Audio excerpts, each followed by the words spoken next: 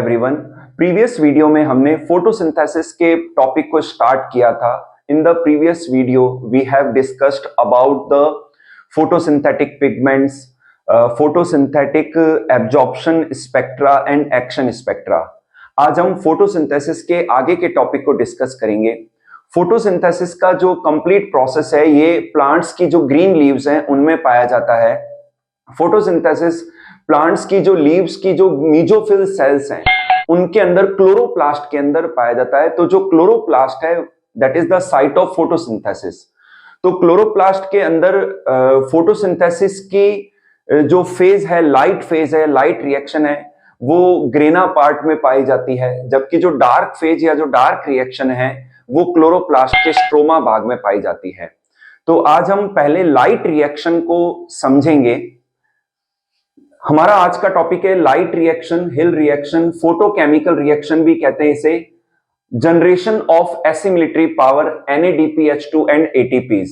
Light reaction के अंदर generally जो ग्रेना एंड स्ट्रोमा लैमेली के अंदर जो फोटोसिंथेटिक पिगमेंट्स होते हैं वो सनलाइट एनर्जी को ट्रैप करते हैं, एब्जॉर्ब करते हैं एंड इस एनर्जी को कन्वर्ट करते हैं केमिकल एनर्जी में, यानी कि ATP में एंड NADPH2। ये जो एनर्जी यूनिट्स है इसके अंदर ये कन्वर्ट करते हैं सनलाइट एनर्जी को।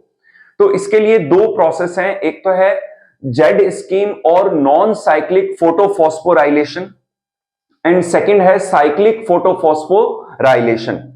तो इसके अंदर जो जेड स्कीम या जो नॉन साइक्लिक फोटोफॉस्फोराइलेशन है इसके अंदर photo system first and second दोनों पार्टिसिपेट करते हैं। ये जो photo system first and second है ये दोनों ही जो ग्रेना का थाइलेकॉइड मेम्ब्रेन है उनके अंदर ये पाए जाते हैं। फोटो सिस्टम सेकंड के अंदर chlorophyll A 680 nanometre, chlorophyll A 660, chlorophyll A 673, chlorophyll B and carotenoids ये सभी पाए जाते हैं। जैसा कि मैंने प्रीवियस वीडियो में बताया था कि जो यहां पर क्लोरोफिल ए है वो रिएक्शन सेंटर है और जो फोटो सिस्टम सेकंड है उसमें रिएक्शन सेंटर जो क्लोरोफिल ए है वो 680 नैनोमीटर की लाइट को एब्जॉर्ब करता है। इसके अलावा जो एसेसरी पिगमेंट्स हैं उनमें chlorophyll A 660, chlorophyll A 673, chlorophyll B and carotenoids पाए जाते हैं। तो ये सभी जो एसेसरी पिगमेंट्स हैं ये भी जो एनर्जी ट्रैप करते हैं वो क्लोरोफिल ए यानी कि रिएक्शन सेंटर को ही देते हैं।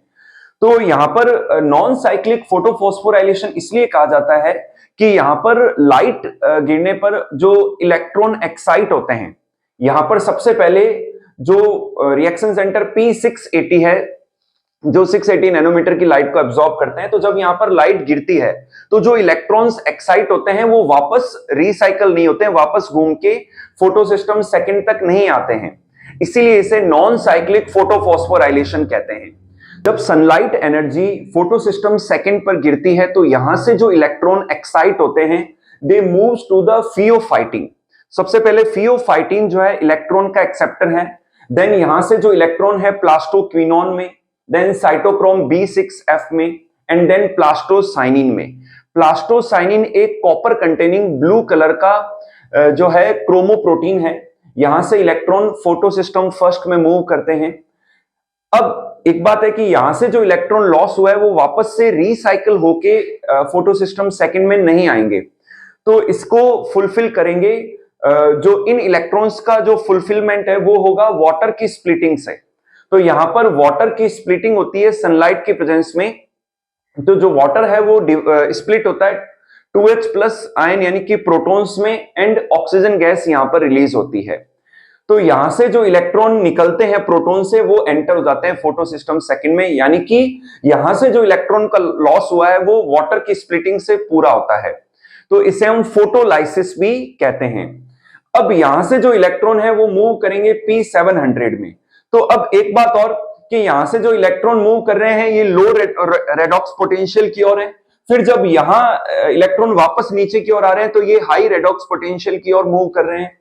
अगेन इलेक्ट्रॉन यहां जा रहे हैं और यहां से जो इलेक्ट्रॉन आ रहे हैं वो FRS फेरिडॉक्सिन रिड्यूसिंग सब्सटेंस में आ रहे हैं। यहां पर फेरिडॉक्सिन जो रिडक्टेज एंजाइम है उसके कारण से, रिडक्टेज NADP रिडक्टेज एंजाइम के कारण से क्या होगा कि ये जो इलेक्ट्रॉन आगे जाएंगे तो ये जो NADP प्लस है और 2H प्लस है, ये NADPH प्लस H प्लस में कन्वर्ट हो जाएंगे, यानी कि NADPH2 का फॉर्मेशन यहां होगा।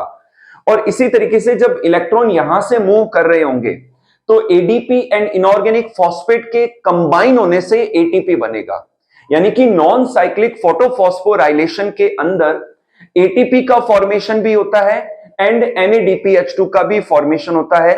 नॉन साइक्लिक फोटोफॉस्फोराइलेशन के अंदर photosystem second and photosystem first दोनों पार्टिसिपेट करते हैं। नॉन साइक्लिक फोटोफॉस्फोराइलेशन के अंदर जो फर्स्ट इलेक्ट्रॉन एक्सेप्टर है वो फियोफाइटिन है। नॉन साइक्लिक फोटोफॉस्फोराइलेशन के अंदर वाटर की स्प्लिटिंग होती है जिसे फोटोलाइसिस कहते हैं, और वाटर की स्प्लिटिंग के कारण से ऑक्सीजन गैस इवॉल्व होती है और जो इलेक्ट्रॉन्स हैं वो एंटर होते हैं फोटोसिस्टम सेकंड के अंदर। तो इस तरीके से नॉन साइक्लिक फोटोफॉस्फोराइलेशन में ATP एंड NADPH2 दोनों वर्क करते हैं, और ये जो है ग्रेना थाइलेकॉइड्स के अंदर पाए जाते हैं। ग्रेना थाइलेकॉइड्स के अंदर फोटोसिस्टम सेकंड एंड फर्स्ट दोनों ही पाए जाते हैं, इसलिए ये ग्रेना थाइलेकॉइड्स के अंदर पाए जाते हैं। अब हम बात करेंगे साइक्लिक फोटोफॉस्फोराइलेशन की। आगे मैं आपको केमी ऑस्मोटिक हाइपोथेसिस भी एक्सप्लेन करूंगा। तो यहां पर साइक्लिक फोटोफॉस्फोराइलेशन के अंदर ओनली फोटोसिस्टम फर्स्ट ही पार्ट लेता है, और फोटोसिस्टम फर्स्ट जो है ओनली स्ट्रोमा लैमेली में पाया जाता है, एंड ग्रेना थाइलेकॉइड के अंदर भी फोटोसिस्टम फर्स्ट होता है, लेकिन स्ट्रोमा लैमेली के अंदर केवल फोटोसिस्टम फर्स्ट होता है। तो यहां पर जो इलेक्ट्रॉन्स एक्साइट होते हैं सनलाइट गिरने पर फोटोसिस्टम फर्स्ट से, यहां पर जो रिएक्शन सेंटर है वो P700 है, यानी कि ये 700 नैनोमीटर की लाइट को एब्जॉर्ब करते हैं। तो यहां से जो इलेक्ट्रॉन एक्साइट होके मूव करते हैं वो वापस इसी में रिसाइकल हो जाते हैं, इसीलिए इसे कहते हैं साइक्लिक फोटोफॉस्फोराइलेशन। इस साइक्लिक फोटोफॉस्फोराइलेशन के अंदर क्योंकि इलेक्ट्रॉन रिसाइकल होते हैं तो यहां पर बाहर से और इलेक्ट्रॉन की रिक्वायरमेंट नहीं है, तो यहां पर जो है फोटोलाइसिस या वाटर की स्प्लिटिंग नहीं पाई जाती है। तो जब सनलाइट इन पर गिरती है तो इस समय फोटोसिस्टम फर्स्ट के जो इलेक्ट्रॉन से एक्साइट होते हैं दे मूव्स टू द अगेन यहां पर आके फिर यहां से जो इलेक्ट्रॉन्स हैं इसमें आते हैं फेरिडॉक्सिन रिड्यूसिंग सब्सटेंस के अंदर। तो साइक्लिक फोटोफॉस्फोराइलेशन में जो फर्स्ट इलेक्ट्रॉन एक्सेप्टर हैं they are ferredoxin reducing substance. यहां से फेरिडॉक्सिन में, फिर साइटोक्रोम B6 में, देन प्लास्टोक्विनोन में। अच्छा, यहां से स्ट्रोमा से हाइड्रोजन आयन ल्यूमेन, जो थाइलेकॉइड ल्यूमेन है उसमें भी मूव कर रहे होते हैं। ये मैं केमी ऑस्मोटिक हाइपोथेसिस में एक्सप्लेन करूंगा ये किस तरीके से होता है। तो यहां से इलेक्ट्रॉन फेरिडॉक्सिन से साइटोक्रोम B6 में, फिर प्लास्टोक्विनोन में, फिर साइटोक्रोम F में, एंड देन प्लास्टोसाइनिन में, and then again photosystem first के अंदर इलेक्ट्रॉन मूव होते हैं।